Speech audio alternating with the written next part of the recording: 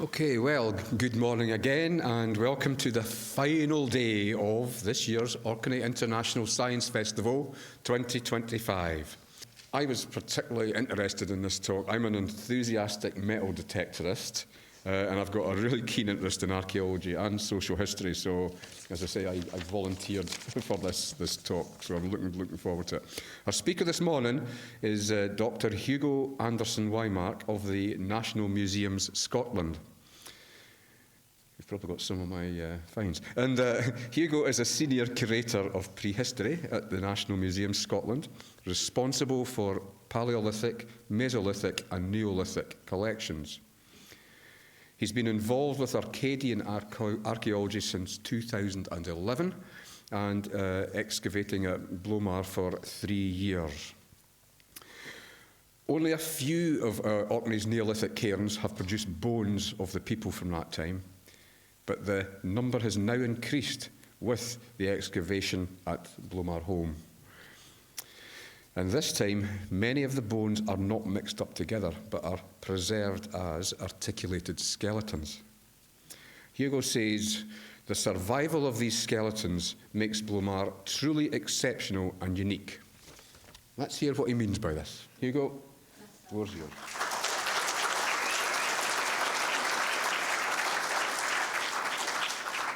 Good morning. I hope you can all hear me. Is that volume good? Excellent. Right. Well, it's a pleasure to be here. Oh, I've got to get me pointer. So forward. It's a pleasure to be here today speaking to you about Blomuir Passage Tomb. And I'm giving you both the background to this site and a right up-to-date story where we're just out of the field. We've been excavating there this August, so I have a little bit of new discoveries thrown into this story for good measure. And this was our final season of work on the site, so it really makes a bit more of a rounded story. So I'm obviously presenting today, but the project is co-directed with Professor Vicky Cummings at Cardiff University.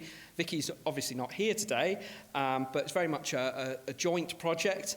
And the other thing I am going to flag is because this is a story about the Neolithic tomb, human burial, there are images of human remains within this talk.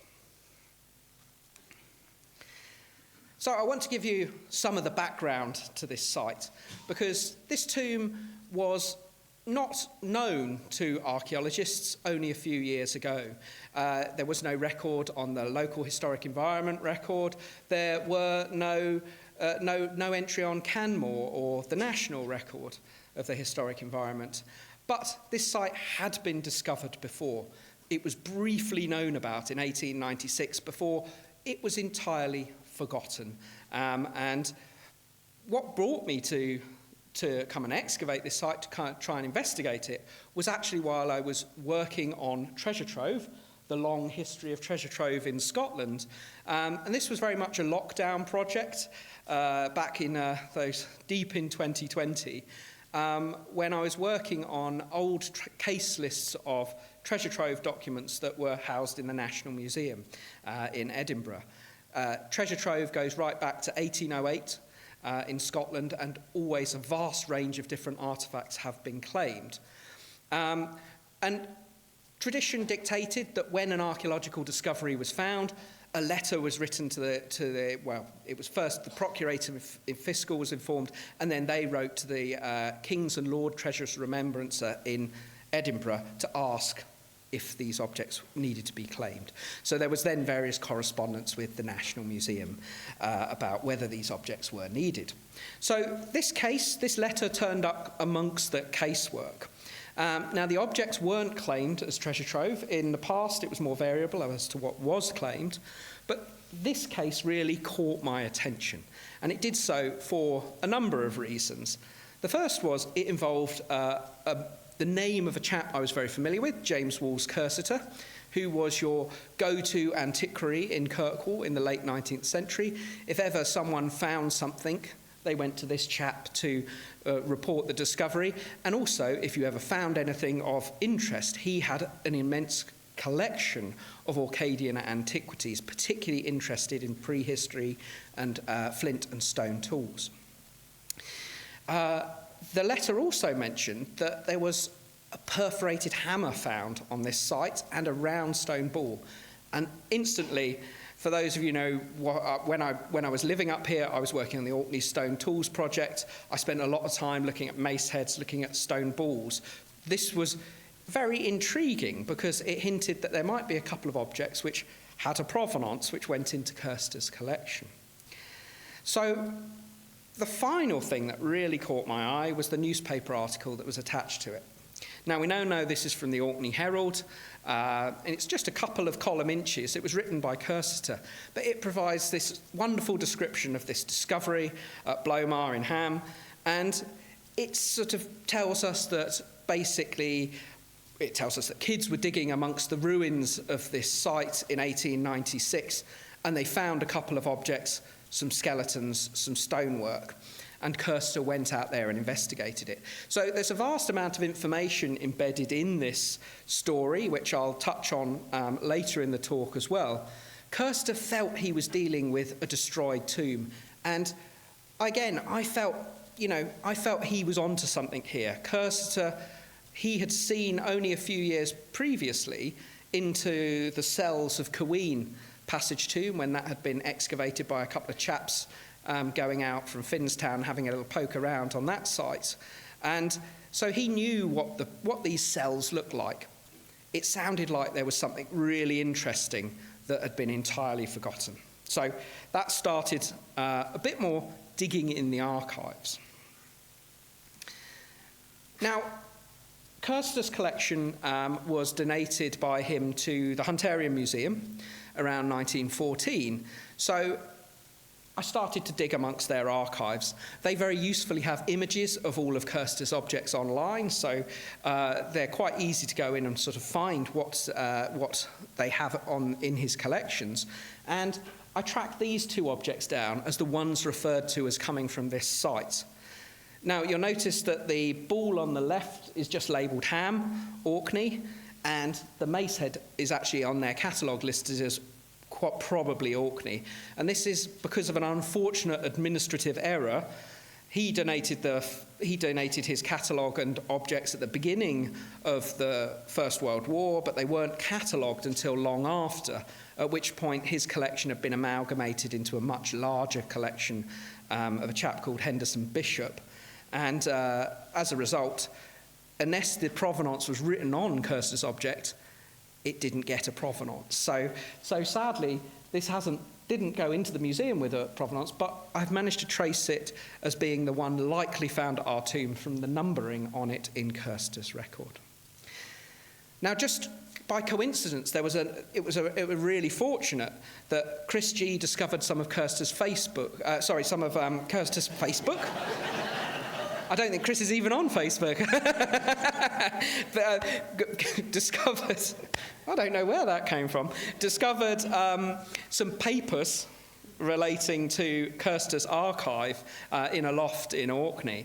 And so these had very varied, but amongst them were some notes on Kirster's field visits and objects he had acquired. And there's just this one little sketch on a page of the discoveries at Blomuir. Now, the newspaper article didn't have an illustration, but that even more excitingly, that really looks like the cell of a Neolithic tomb. It also has all that information which is included in it about the mace head, about the round stone ball, about the 4 skeletons found in the cell. But the really exciting bit here is actually this top line, which says 150 yards east of Blomuir. The newspaper article only mentioned it was from that farm, which meant if we were going to try and find it, that's quite a large number of fields to investigate. So this really pinned it down. We actually had something we could start to investigate now, a place to go and look. So I'll use that. It's worth just talking briefly about the artefacts that Kirster discovered, because that image on the right-hand side is a black and white image taken by Tom Kent about 1909. You might recognise it in the Orkney book, which is where Kirster supplied many of the images of prehistoric antiquities. So that's where that image comes from. But the photo doesn't do justice to the rock, and it is a truly beautiful stone. So not only is there that wonderful black matrix, but those little clusters are clusters of garnet, and they're surrounded by this bluey grey sort of decay ring around the outside. It's a really beautiful rock. The one in the middle was found at the Nessobrodka in 2019. The others have come from various different localities around, mostly West Mainland. But there are 5 mace heads of this rock type in Orkney. So because this is such a distinctive rock, we can actually identify where it came from. And there are two localities in Scotland you can find this stone. One is the Point of Ness in Lewis, and the other is Scowrie on the adjacent mainland. So that rock, there's no way that could be glacially driven into Orkney. These objects have been imported by people from the west coast of Scotland all the way into Orkney. So a really interesting connection down through the western seaways. And the other object, the round stone ball, is also particularly interesting because it's often tempting to see these round stone balls as related to the knobbly carved stone balls. You've just seen one of them waved around today. But actually, these round stone balls are quite a different tradition. The knobbed carved stone balls are predominantly found in Aberdeenshire, and then they have a distribution that fades out towards the further west you go, and there's only a handful of those from Orkney. Those are also tend to be found, either without provenance or from structural sites. So one was found at the Nessobrodka, examples have been found at Skara Brae, but they've never been found in tombs. Whereas these round stone balls, which are often quite highly polished, about the size of a tennis ball, there are about 20 of these from Orkney, and a good number of them have been found in Neolithic tombs. So, very different pattern of deposition and quite a different style of object. The reason this one caught my attention in particular was because this is Tresness Tomb up on Sandy. This is a site that Vicky and I excavated prior to Blomuir. And you can see this wonderful stalled cairn, still preserved to roof height, and it's falling off a cliff, basically at the bottom of the Tresness Peninsula. But as a result, although it's a scheduled ancient monument, we were given permission to excavate the interior of this site, and within it we found 2 of these round stone balls. So really interesting funerary associations for these balls. Now, there was also another bit of paper-based research that needed to be done, and that was, when was this tomb destroyed? The newspaper article told us that there was digging happening in 1896, but it said that the house at Blomuir had been constructed from stone taken from this monument. Now, we were quite intrigued by this, so we with Sheena Wenham has given us this image on the left-hand side of the 1828 estate map for the Grahamshall estate. And you can quite clearly see many of the buildings are present also again on the 1881 first edition. But there is one building, this one at the top here, that appears in that period between the 2 maps. So really interesting. There is one big structure appears between those different times.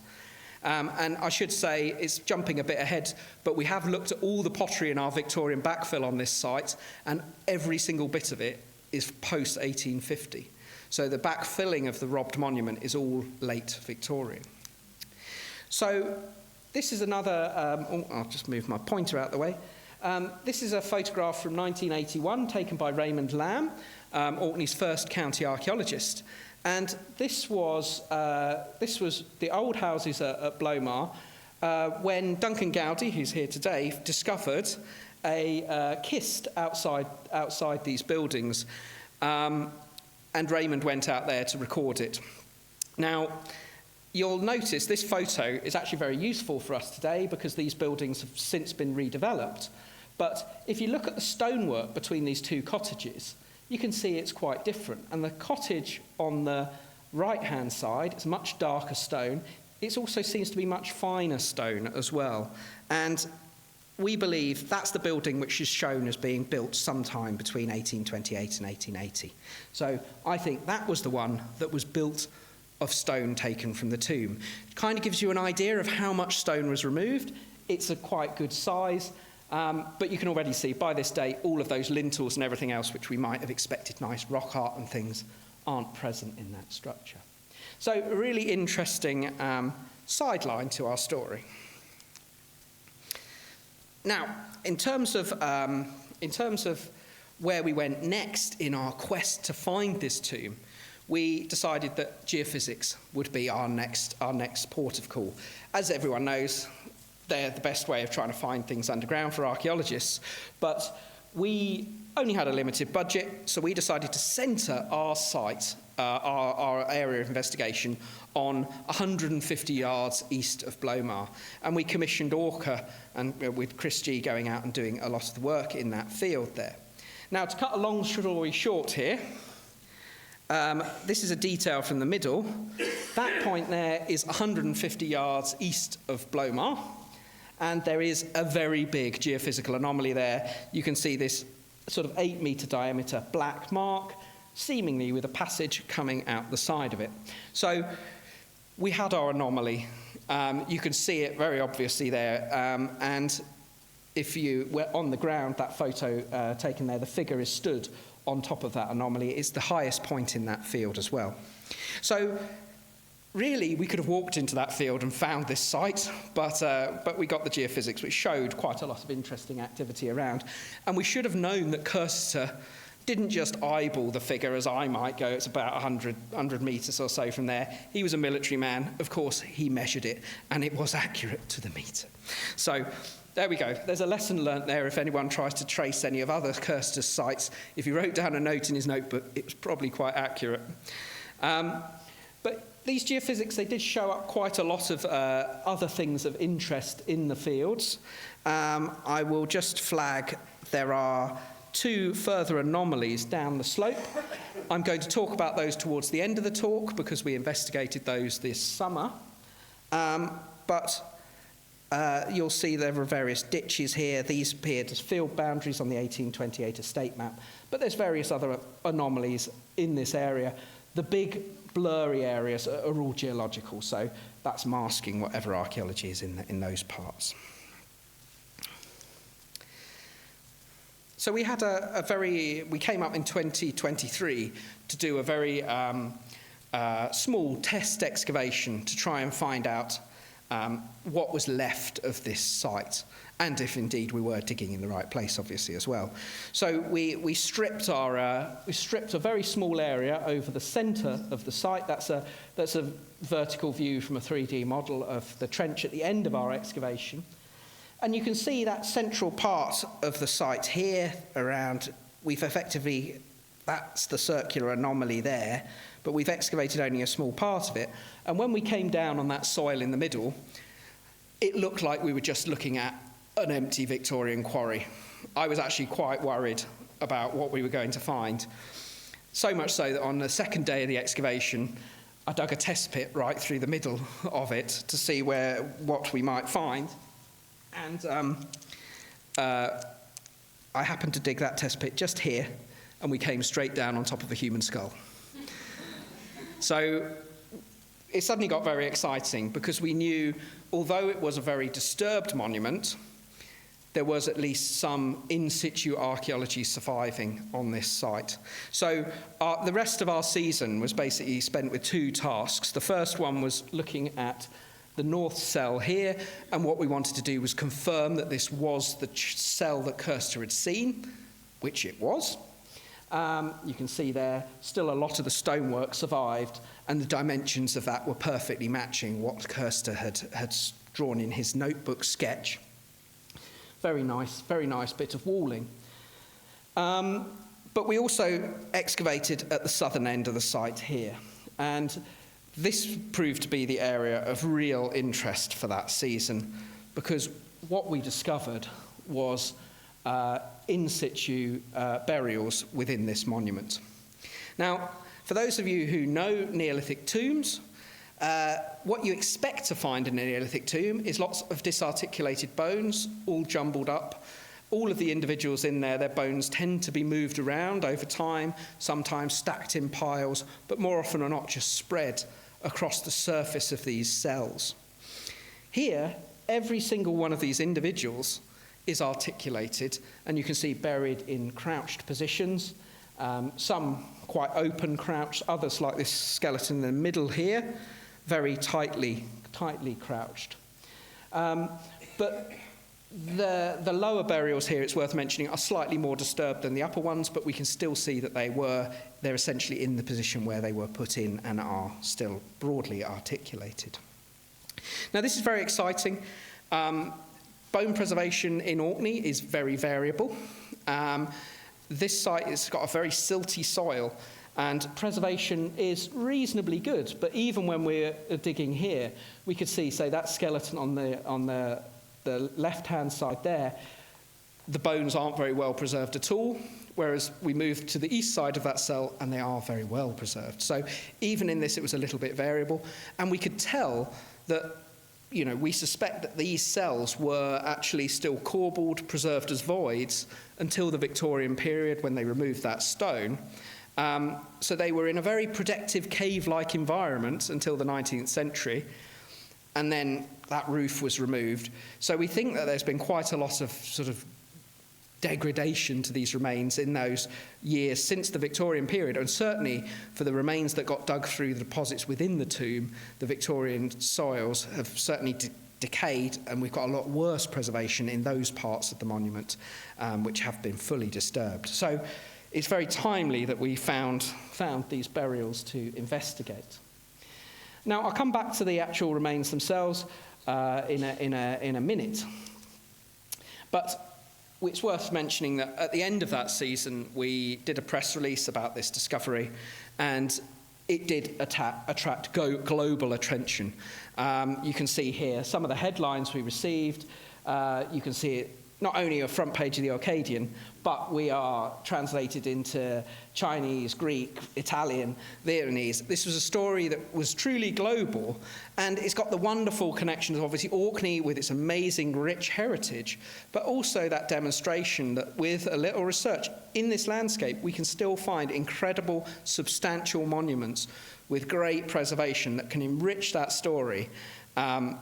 It's a really great news story, and it does a great publicity to Orkney's wonderful archaeology and heritage. So over the last couple of years, we have been working on fully excavating this monument. 2024, we focused on the central part of the chamber, and in 2025, we excavated the passage and an area outside the monument. I'll talk about those bits in a minute. But it's worth flagging here that when we removed all the Victorian backfill, that's looking vertically down onto our site. What we're seeing there is the very centre of this monument, effectively just the chamber area. All of the stone cairn here has entirely been removed. And the little bit we're seeing there is actually a subterranean element of this structure. So they terraced into the top of that little mound by about 70 centimetres. They got down to the bedrock, basically. They took away the glacial till and got onto a hard bedrock surface and then built this chamber up. So you can see in that image there, the Victorian stone robbers, I think I can fairly call them. They've done a very good job of removing a lot of the stonework here. We can see parts of this monument. The highest preservation we have is about 70 centimetres, but across much of the monument, it's just a single course of stonework. And in areas around here, we have only a handful of stones still in situ. This cell in particular, 1 or 2 stones and some impressions in the robbing fill to tell us where the walls once were. So the stonework had largely gone from this site, which is a shame, but we were very fortunate that they left us in situ preservation in these 2 cells.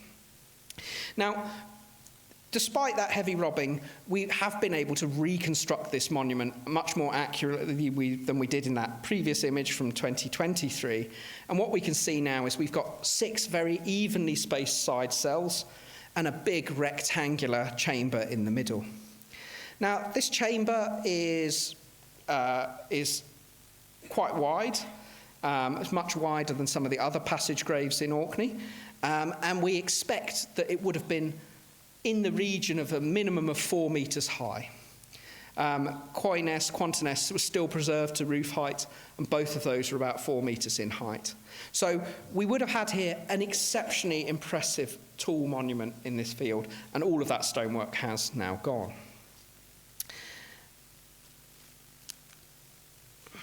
Now, I've put up a couple of parallels here, just the closest parallels that we have in Orkney. And these are Quanterness, which is in St Ola, mainland, and Quoyness on Sandy. And you can see both of these have 6 cells reasonably evenly distributed around the chamber. Now, our monument is quite nicely constructed. There are very strong parallels with Quanterness in terms of the size of the cells. Quanterness's cells are about 3 metres long, and again have the nice curved back, much like the cells in our structure. But again, these 2 monuments really provide us with that view of how much stone has disappeared from these sites. Effectively, we're looking at that tiny little area in the middle there, and you see Quanterness, Quoyness have huge cairns around them. All of that material is no longer there on our site. Now, this year we wanted to look at the passage, and I say this is straight out the field, so I've done a bit of rough photoshopping of this new trench onto last year's plan. And we wanted to investigate the passage because this would tell us much more about the size of the cairn that we had at Blomuir. Now, you can see the size of that trench. We were expecting a passage that extended several metres from the tomb, and all of the tombs, passage tombs in Orkney that have passages there, they tend to be flat, so they have open out in front of you. They often have bits of walling that extend beyond the actual cairn as well, like Cairn. Some of them, like Tavistock, the passage turns into a drain heading down the slope. So we'd expected quite a big passage here. We did not get that at all. So the stonework in our monument, you can see here, again, this is taken away. We were left with 1 or 2 courses of stonework here. But this is the actual quite nice faced end of the tomb.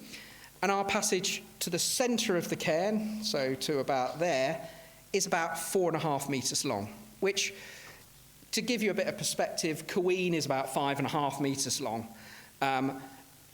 Quanterness is 9 metres long. Quoyness is 7 metres long. So it's quite a short passage, which is very, very surprising. The other thing that's really surprising is how you got into the passage at this monument, because you can see on this plan there's effectively a circular pit. So you had to jump into a hole in the ground and then head along the passage. There aren't any other tombs in Orkney that do that. It's really odd. Colin Richards suggested that it might be like Crantit, sort of, where it's more of a subterranean tomb, and again there is this little scoop you jump in to get in. But for tombs of this period, it's a bit unparalleled. So we've got something very unusual going on at the entrance here. I'll come back to that in a minute, because I think that's potentially an interesting part of our story here. We potentially have a smaller cairn than some of the other sites.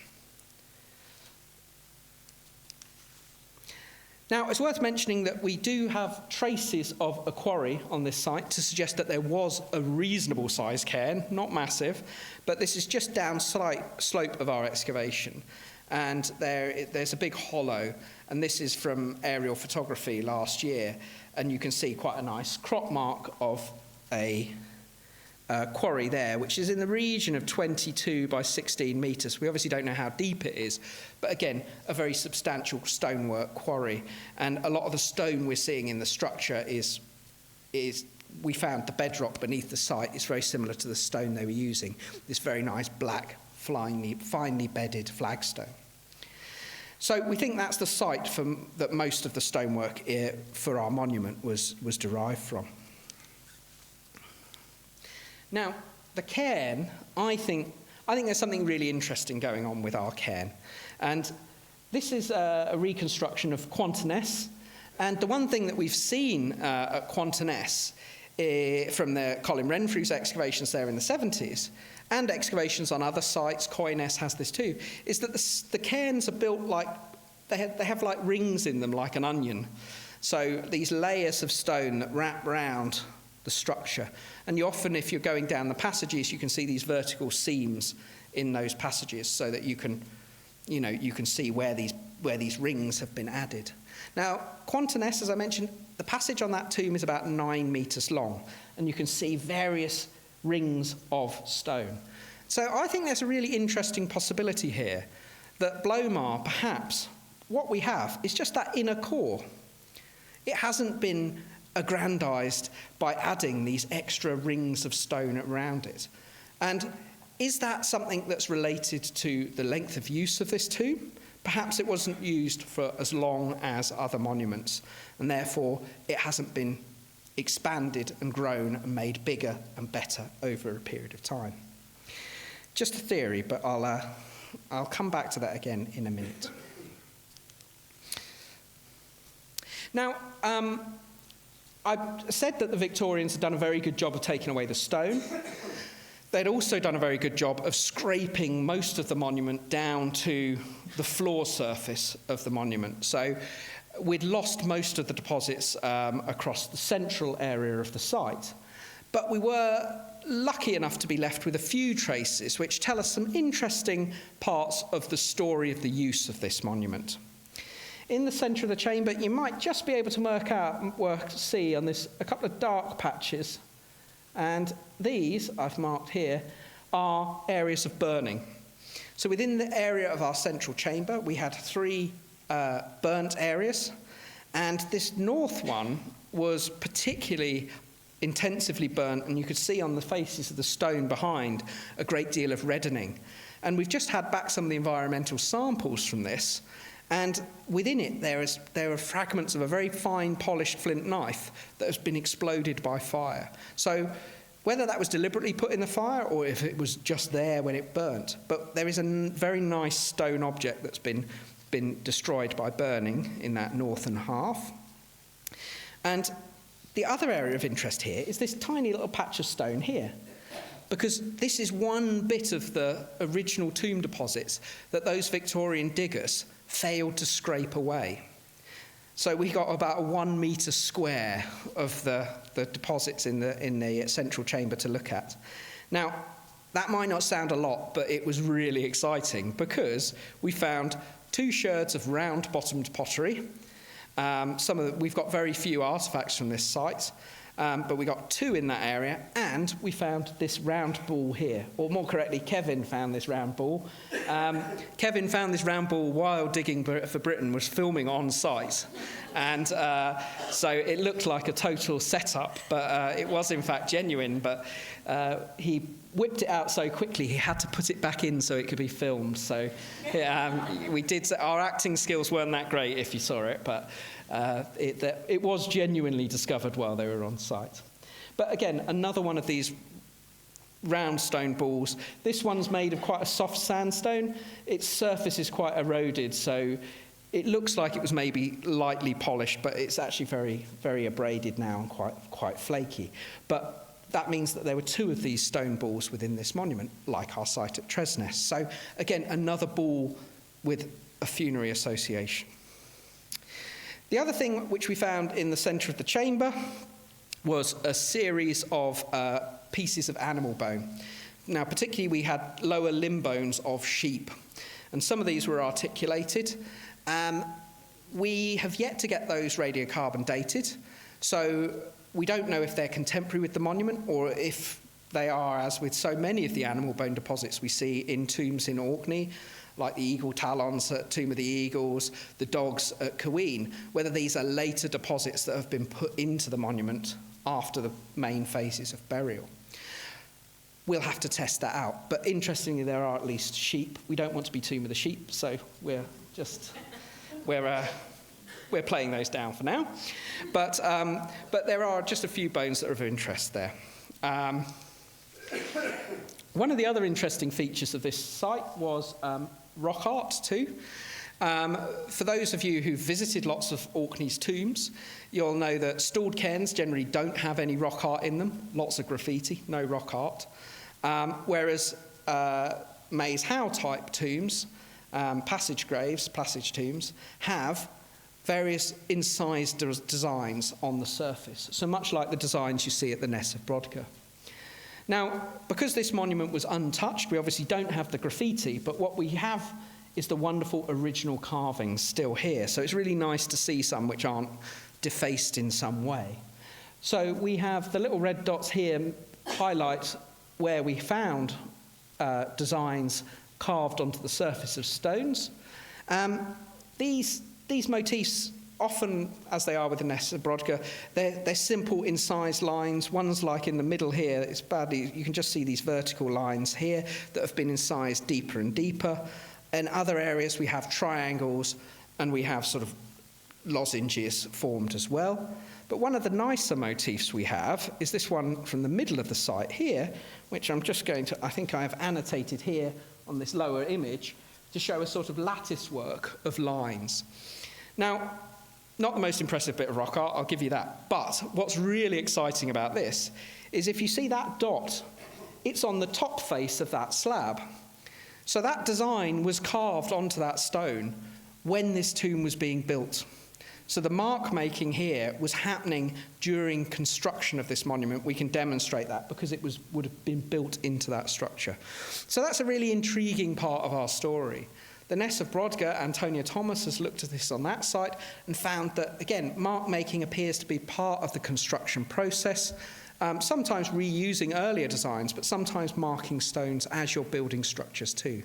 So whatever the significance of this marking was, they were clearly doing it very intentionally while they were building this site.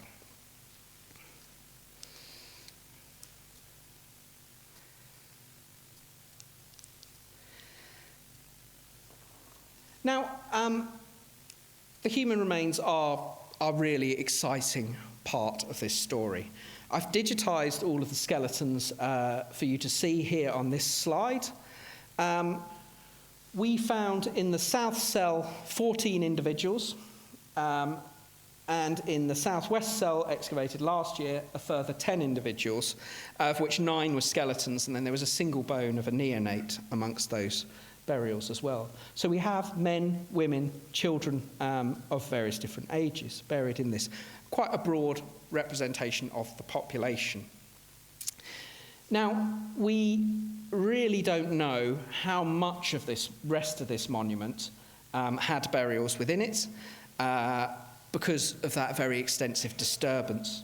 That little red dot in the top of the northeast cell, we had a single maxilla on the floor of the tomb in that area, but we don't know if that was disturbed during the 19th century or not. But Kirster tells us that there were at least 4 skeletons in 1896 in the north cell, and he says 4 skeletons hereabouts in somewhere of the area indicated there. Now through our work on this monument, when we took out that Victorian backfill, we sieved all 15 plus cubic metres of that deposit through a 5mm mesh. Students loved it. It was actually really fun. I quite liked it because you were finding an awful lot of objects, well, not necessarily artifacts, but you were finding a lot of bone within that material. So we had to do it to make sure we recovered all of the human remains that the Victorians had dug through those deposits. And as I mentioned earlier, we discovered that the soil they were digging it through, very wet, in rich soils, it's actually the preservation, a lot of that bone has deteriorated quite significantly over time. So we have a lot of teeth represented in this deposit compared to other elements, and it's also very fragmented. But we do think that we have the 4 individuals in fragments in the north cell. It was quite intriguing when we got back to a compact trampled layer at the level Kirster said he'd recorded. So we think Kirster actually saw it with a little bit of trampled soil in it, because he said it was 60 centimetres deep, but it is in fact 75. So but at the level Kirster saw it, there was all this layer of human bone that had been redeposited. So we think that we've at least recovered some of the skeletons that he saw. So we're still at a very early stage with our osteological analysis of this site. So we don't have a minimum number of individuals at the moment, but from what we've seen, we expect there to be at least a minimum of 33 individuals in this monument, which is a reasonable number for passage tombs of this period. But you can see from the distribution, it could have been a lot higher if it wasn't for all that Victorian disturbance.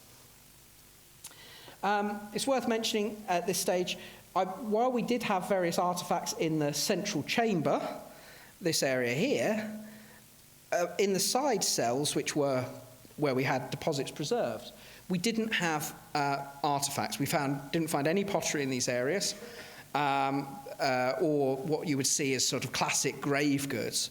But what we did find was a few animal bones. So we have 2 teeth, 1 cattle, 1 pig incisor, and then very unusually, one of the environmental samples showed that the soil associated with one of the child burials in this cell had a number of fish bones. So potentially a fish was deposited with one of those individuals. Obviously you get a lot of fish in some tombs in Orkney because of otters going in there.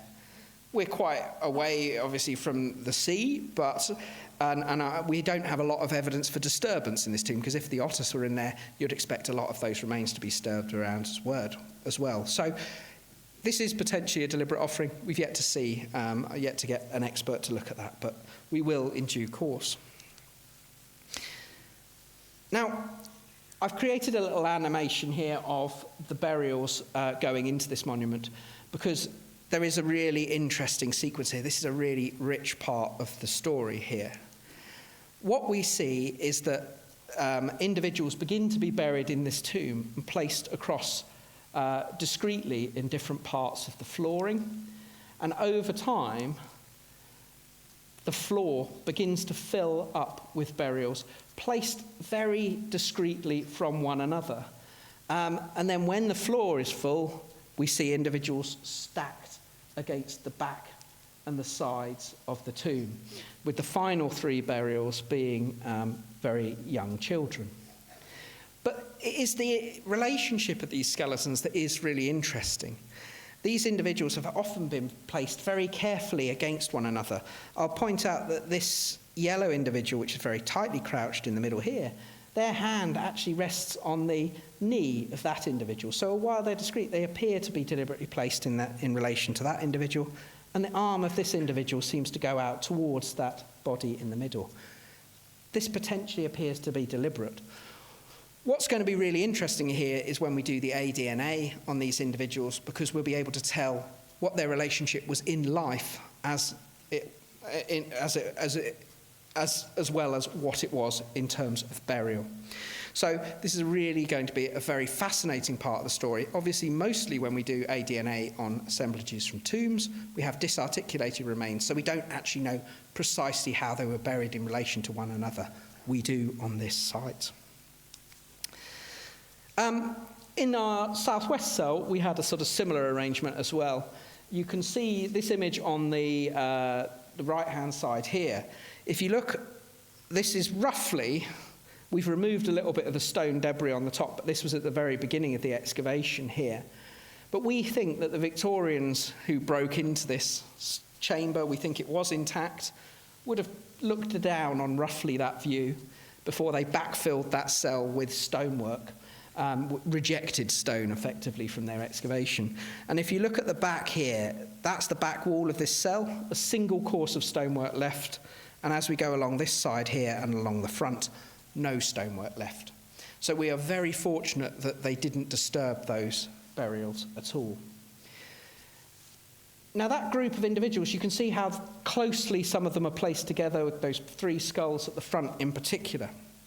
And again, we seem to have a very similar arrangement here of deposits very carefully put over the floor of the tomb. So it starts with either one of these individuals here, a teenager in the middle and an older adult female to the south. And then we see a series of burials placed around these individuals to the point that they begin to be stacked. Particularly, you note these three child burials towards the left side of this image here, and then the final individual buried north-south over those individuals there. That one, you can see it just in this photo here. The Victorian robbing has begun to disturb the very top of that burial, but we had enough to see how it's orientated.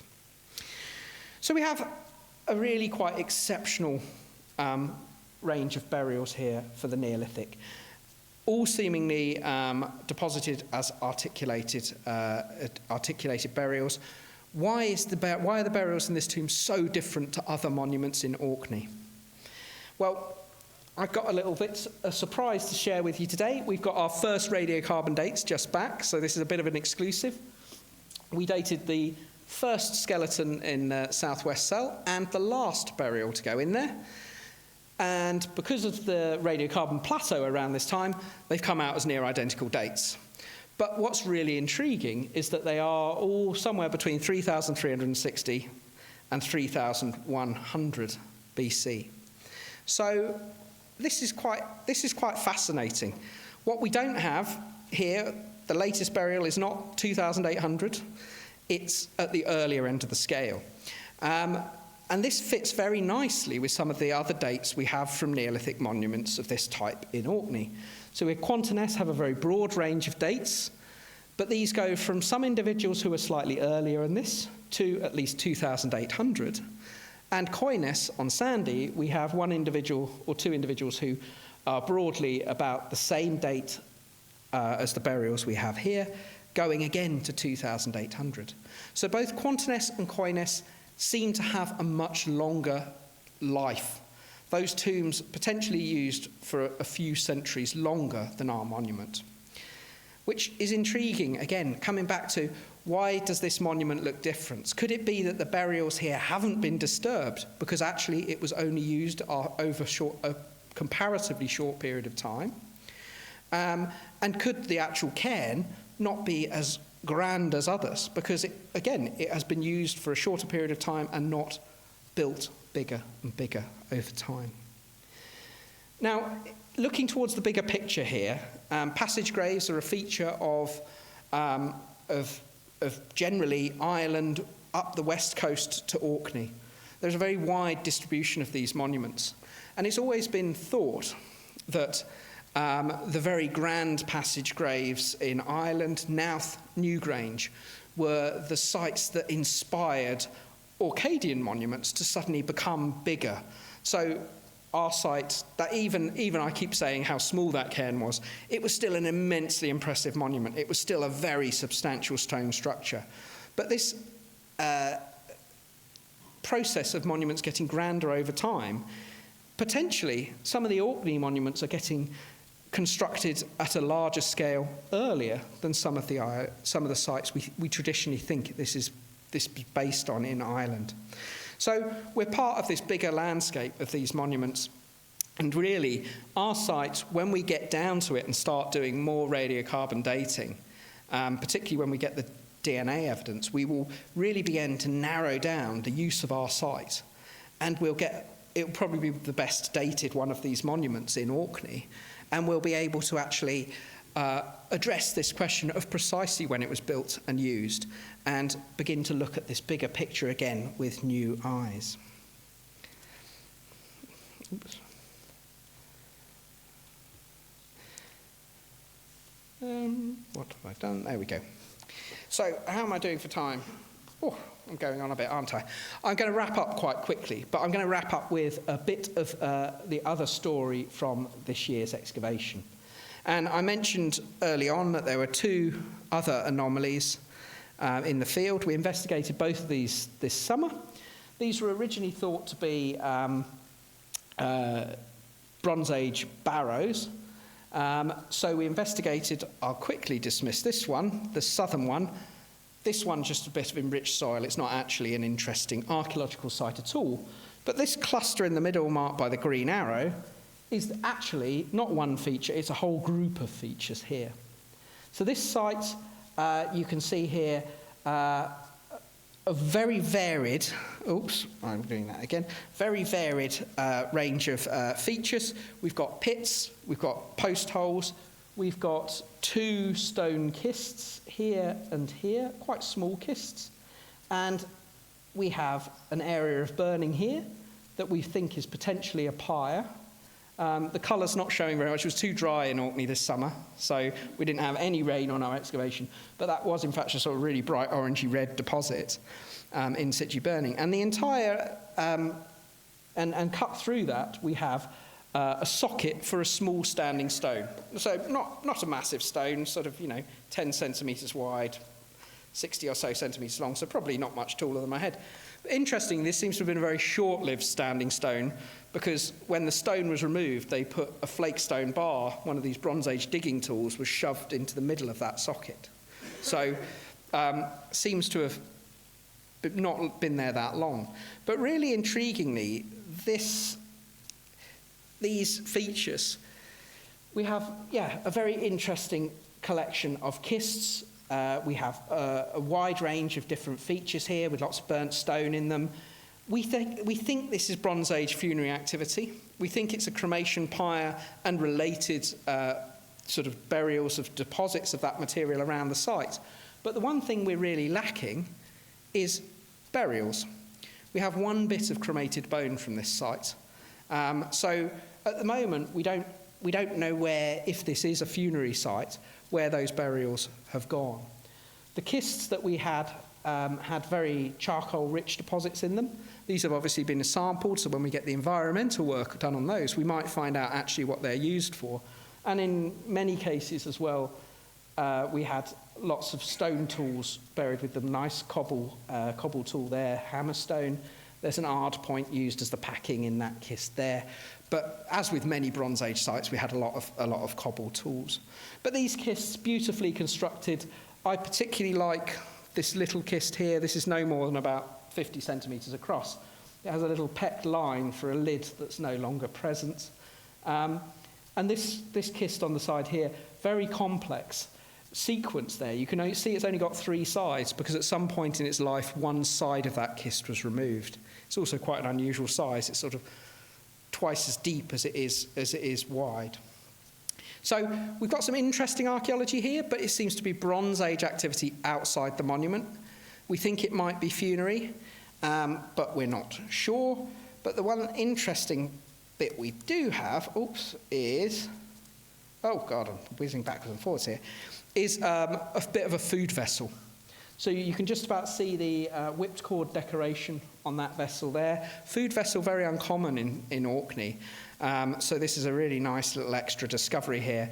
But again, just a few sherds from that vessel deliberately deposited in one of these small pits. So again, it's perhaps a hint. It might be related to funerary activity, but we just don't know. We've got to investigate that further. Now, I'm aware time's going on. You might have questions. We've still got the AD&A work to do on this site. That's going to be a really interesting part of the story. I hope to come back and talk to you about that in a few years' time. That's going to be really fascinating, where we begin to see that bigger picture of the use of, the relationship of these individuals in the tomb, but also there's been a vast amount of work done on other monuments in Orkney and beyond Orkney, and we'll really begin to see that bigger picture of the relationship of these individuals and the sites themselves. So that will be an exciting bit happening. We've got loads of osteoarchaeological work to do. We're going to be looking at isotopes, which will tell us all about movement, diet, and again, more dating. We'll narrow this down, get a much better part of that story. That picture's just to remind me that you can still catch up on the Digging for Britain episode that was broadcast in January. And really, I just want to say thank you to everyone who's made this project possible. We've had funding from Orkney Archaeological Fund, British Academy, Society of Antiquaries of London, but really Ian and Anne Muir, who've allowed us to work on their land, we're very grateful for that, because this has really allowed us to make some absolutely incredible discoveries to speak to you about today. So, thank you.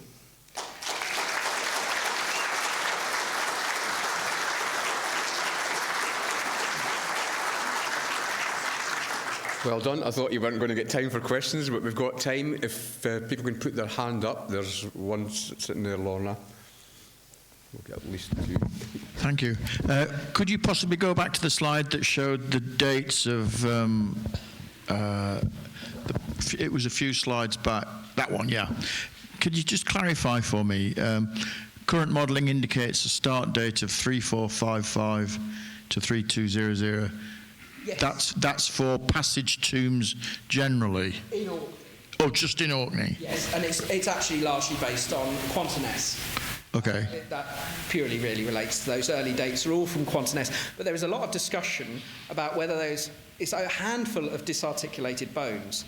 So it has been suggested that those bones might have come from another monument. Because they're not from an articulated individual, they could have come into that monument. So there's a number of dates that you can see there that are very similar. The main burial events kick off about the same time as our dates, but there are just a handful of earlier dates from Quanterness, and these have led to a lot of discussion over the last decade or so.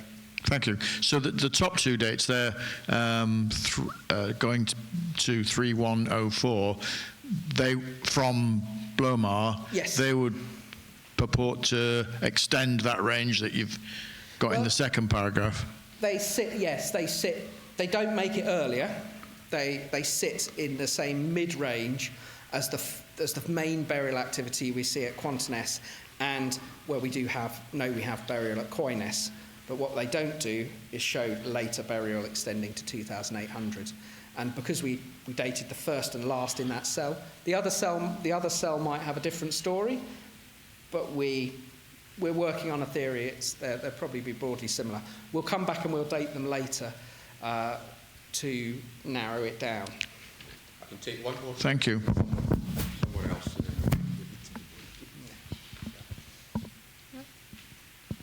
Someone else got a...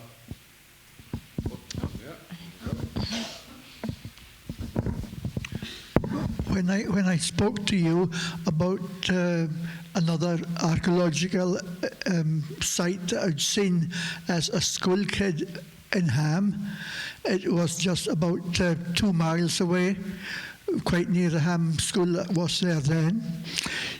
You said, when I described it as basically kind of a stalled byre for human remains, you said it was maybe about 1,000 years older. Is that correct? I think the site you're talking about is souterrain, so that would be Iron Age. But really exciting. We have the only two people who have any memory of that site being discovered in the audience. But it does appear on Orkney's HER due to a conversation you had with Raymond Lamb, which is very appropriate for the toast today to Raymond Lamb. So, but yes, that sounds like an absolutely fascinating. It was found during Watermain's work, wasn't it? And again, just another site, very briefly exposed during those works. But yeah, if someone went back to it today, I bet it's still preserved, so you could crawl into it again.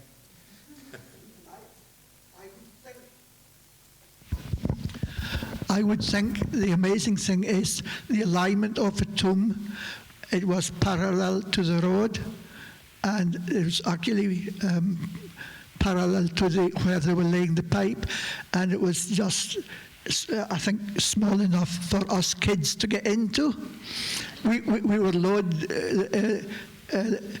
our arms were held onto, and we were lowered down to have a look, because I think the men couldn't get in. But it was aligned directly along the line of a pipe, and I think it might have been buried in chips underneath the pipe. Okay. Unfortunately, I'm going to have to wind it up there. We've just run out of time, but I know you could have talked for a lot longer on this topic, and we would have loved to listen to it as well. Hugo, fascinating, fantastic. just hit the mark, and thank you very much for that. Cheers.